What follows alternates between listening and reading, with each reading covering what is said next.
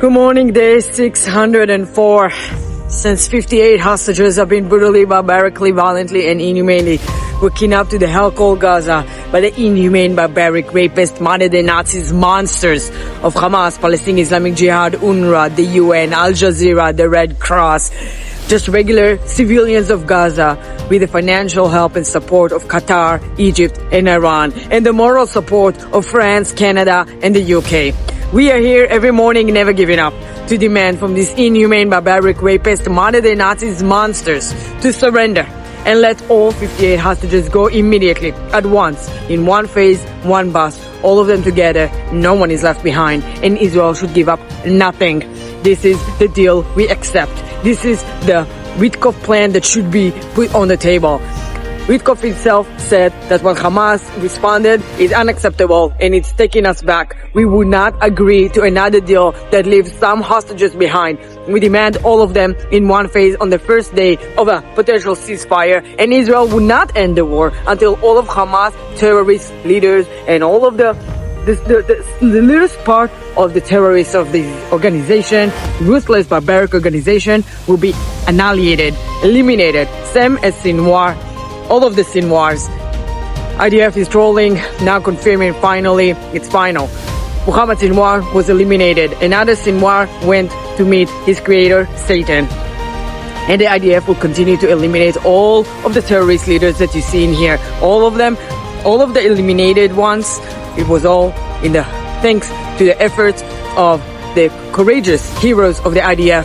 And they will continue to do so. And they have brought back home 197 hostages. There is no hostages being released without the military efforts, without the war going, without Gideon's chariot continuously full force taking over more territory of Gaza and forcing more Gazans to evacuate more areas where IDF will take over until Hamas finally begs to surrender and give us back our hostages. That's how it's gonna go. And meanwhile, I want to hear a fucking word from the UN on any bullshit that they're claiming that happening in Gaza, because they are complicit.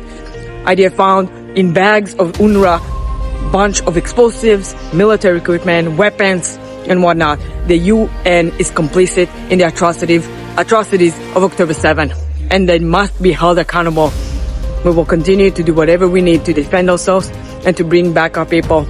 And we are also helping Gazans who are unfortunately getting into the middle of this war between Hamas terrorists and Israel, trying to bring back our people. With humanitarian aid, Israel would have provided humanitarian zone, created this humanitarian zone, and bringing with American private companies providing humanitarian aid to Gazans and breaking the system of Hamas, the system that Hamas was taking over these trucks. Now Israel is taking in charge and breaking the power and the system that Hamas has built in Gaza, and they are losing the control over the Gazan people. Slowly but surely, more Gazans are standing up. It's beautiful to see. Not enough. We demand our hostages to be released. Put pressure on Hamas.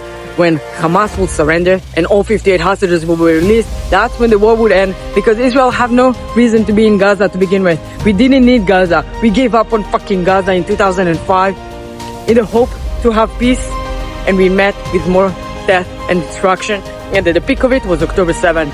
So we will continue to ensure that this ideology that the Gazan hold and been indoctrinated with, that they will annihilate Israel, this will never happen. We will continue to live proudly between Jordan River throughout Judea and Samaria all the way to the Mediterranean Sea for eternity, because this is our ancestral homeland where we finally came back home to, and we will continue to be the immortal nation that we are. Am Israel Chai forever.